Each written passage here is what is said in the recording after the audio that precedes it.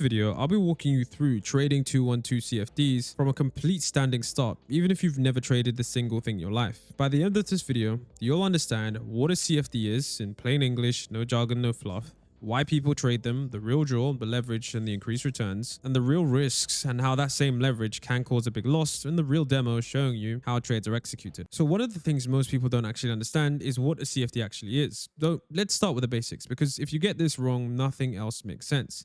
CFD stands for contract for difference.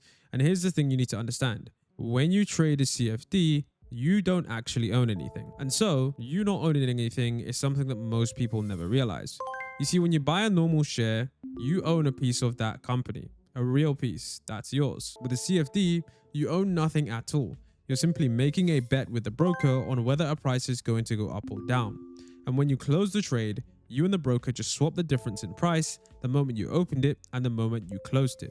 That's literally where the name comes from, the contract for difference. Nothing physically changes hands. There are no shares, no gold bars. So normal shares, you own a piece of the company. CFDs, you own nothing. You simply just bet on the price. Now, because you don't own the underlying thing, a CFD can track almost any market. Stocks, gold, the FTSE 100, the S&P 500, currencies like the pound against the dollar. Trading 212 has over 900 of them in a single app. One screen, thousands of markets, and you're just speculating on which direction each one moves. There's one more thing that makes CFDs different, and it's a big one. You can bet on the price going down, not just up. Now, with normal investing, you can only make money if the price rises. But with the CFD, if you think that something is about to fall, you can actually profit from that fall.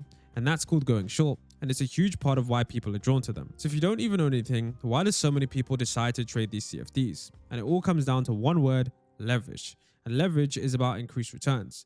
Let me explain leverage in plain English. Leverage allows you to open a position much bigger than the cash you actually put in. So leverage essentially just allows you to control more money with your cash. So in this example, with 5-to-1 leverage, if you put down £100, with 5-to-1 leverage, you actually control £500. And people love this because a small move can mean a much bigger return on the cash you actually risked. So for example, if you actually put £100 in with 5-to-1 leverage and you control £500 worth of that stock, if the underlying stock moves 20%, which is definitely a lot, you would double your initial £100, because essentially it's that percentage times your leverage. So that would be 20% times 5, which equals 100. So your investment times 100% is double. And that is the entire appeal. You get bigger exposure, bigger potential returns from a smaller starting amount. And on top of that, you've got the ability to go short. So you can aim to make money even when the markets are going down. And you've got access to thousands of markets all in one place. And with trading 212 specifically, there's no commission on trades, no inactivity fees, and free real-time charts powered by TradingView built in. And of course, there's a massive but. That's the exact same trap that makes CFDs so dangerous. And this brings us to the most important part of the video, the risks. Most people do not understand the risks of CFDs, and this is how most people get trapped. The same way that it can multiply your gains, it's the same way it can multiply your losses. There are no free lunches. So one of the things you must understand is that 76% of retail traders lose money on CFDs. It's not that the markets are impossible to read, it's that people use too much leverage with no plan, and one bad move can clean you out. If we go back to that same example, you put down £100 to control a £500 position. The market can move up. Yes, your gains are amplified, but what if the market moves down against you? Your losses are amplified by the exact same 5 times. A relatively small move in the wrong direction can wipe out your entire deposit shockingly fast. You can use your entire £100 from a price move that, if you just bought the shares normally, would have barely scratched you. And that's the number one reason that so many people lose money. Leverage is going to multiply your losses. Now, there are other costs that quietly bleed you too. There's the spread, which is a small gap between the buy and the sell price, which means that you start every trade already slightly in the red. And then there's overnight interest, a small daily charge for holding a position past the end of the day. CFDs are built for short-term trades, not for holding for months. And those daily charges add up even if you forget about them. And so in the UK, the FCA actually caps on how much leverage you're allowed, of course, to protect beginners. It's 30-to-1 on major currencies, 20-to-1 on gold, and just 5 to 1 in individual stocks. You also get negative balance protection, which means you can never lose more money than you actually put in, and you can't end up in debt to the broker. And crypto CFDs are banned in the UK altogether. But of course, I need to be crystal clear. This is education and not financial advice. CFDs are high risk, 76% of people lose money, and you can lose your entire deposit. This is something where you can only ever risk money you can genuinely afford to lose. You must do your own research, and if you're ever in any doubt, speak to a regulated financial advisor. You can see I'm currently logged into my CFD account. And with CFDs, one of the things you need to understand is that each different asset actually has different leverage. So you need to be really, really careful when you're entering a position, because if you don't understand just how much leverage each position has, you're going to essentially buy a lot more than you want to. So let's actually start with a stock. So if I search and I go back to Marvel, the company I was currently on, you can see that the price is currently moving, and you can see that I'm actually able to buy this. Now, I would say that one of the things you need to do as well, of course, if you're on a CFD, is make sure you go down to at least a 5-minute time frame. That way you're going to at least have a much cleaner look at where price is moving. And this is going to allow you to get a better entry if you're trying to buy the stock or at least trade it. So of course you can scroll down and see what people are seeing. And this is going to be some useful stuff that you need to understand before you place your trade, because oftentimes the more information you have, the better trade you're going to be able to make. Now, as CFDs, one of the most difficult things that I think they need to change the user interface on is when you click buy. So when you click buy, this is essentially going to be a long position.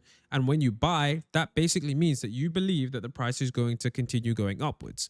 Now, you can see I've currently got £1,400 in my margin account.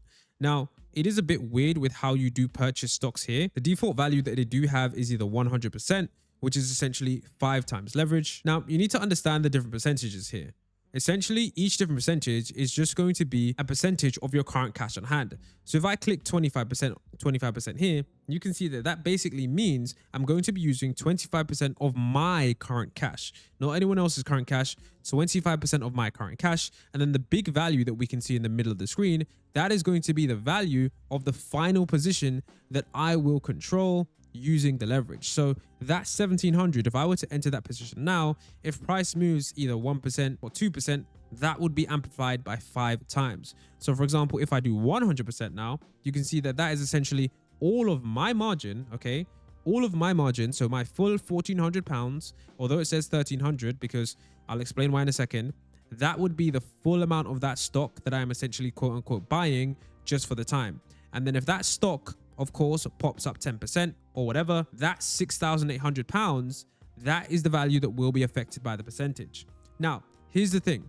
You should never put 100% into any position. The reason you don't want to do this is because if you do, what will happen is essentially you won't have enough margin left. Now, I'll show you guys what happens when I enter a short position and I have decent margin health. So honestly, I don't mind entering a position here to show you guys what this is like, because I'm going to exit really quickly. But if I enter a position, let's just say I want to enter a position of, let's just say £100, and that's just only going to put my margin at £20.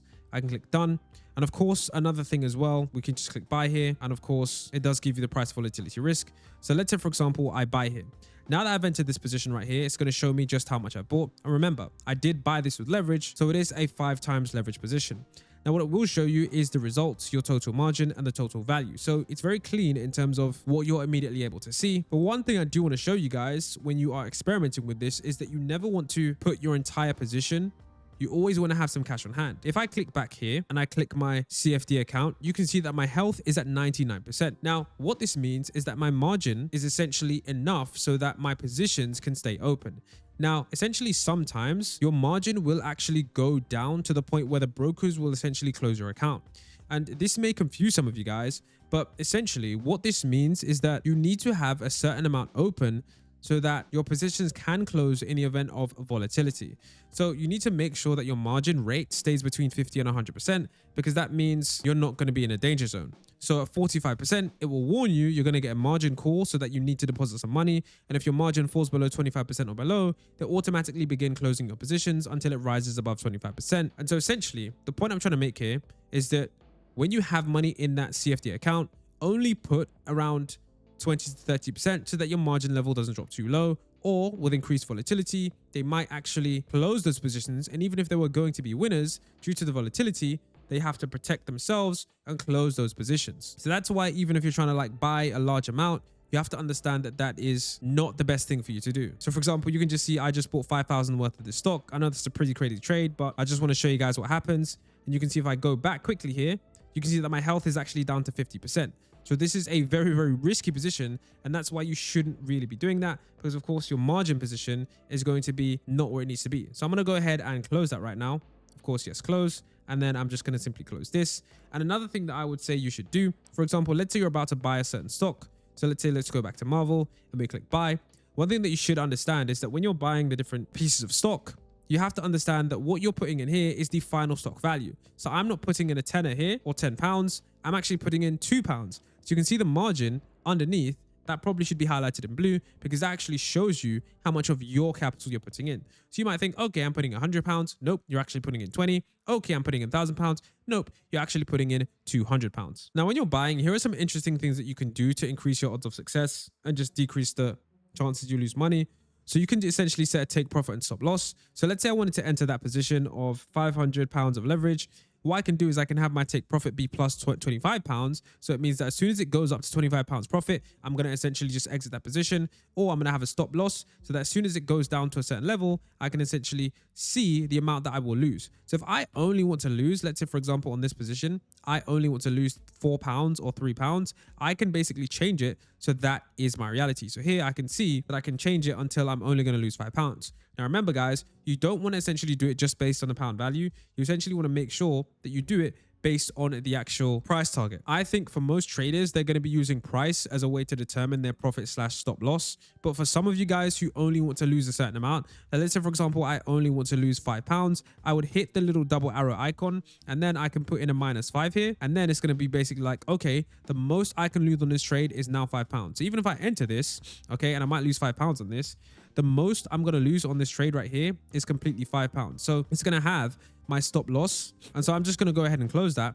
But the reason that you do that is essentially to protect yourself from the downside. When you're buying stocks, set a stop loss to make sure that, and if you hit those double arrows, you're not going to lose more than that specific amount from your margin account. Now, of course, if you go into the other assets, I think it is a little bit more risky, but I'll explain it to you anyways. So for example, if you search and then of course you go to gold, this is a commodity, so it will have higher leverage. And if we click buy, you can see that with the same amount, I can, buy a significant amount more.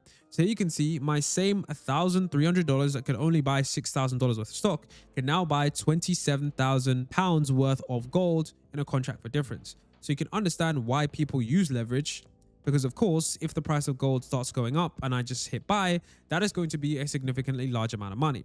Now, of course, like I said before, the same opposite can happen. You can, of course, lose a lot amount of money. But remember, guys, I already said in the previous area, you're not supposed to use 100% of your margin. It's always best to use around 25%.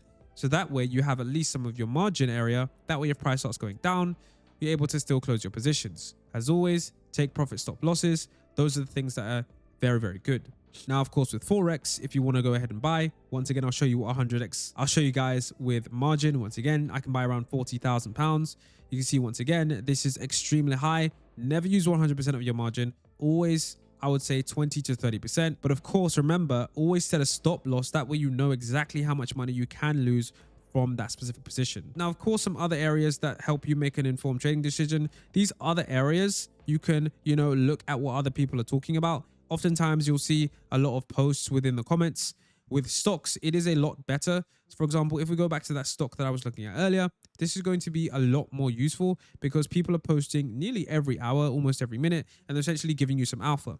Now, you have to remember that the people in those comments, they aren't some super investors like Warren Buffett. They're people just like you and me sharing their opinions, and those aren't financial advisors. So do be wary of taking advice from the random posts that you see.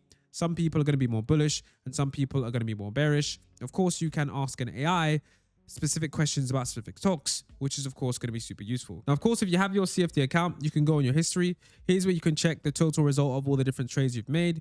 You can check the orders, the history. You can see the previous positions that I have. If you go to your orders, you'll be able to see your different orders that have been executed. You'll be able to see any dividends that have been sent to you, and you'll be able to see the different transactions and the overnight interest charged to you and all of the stuff here. And if you want to download that, you hit the top right and you'll be able to download absolutely anything you need.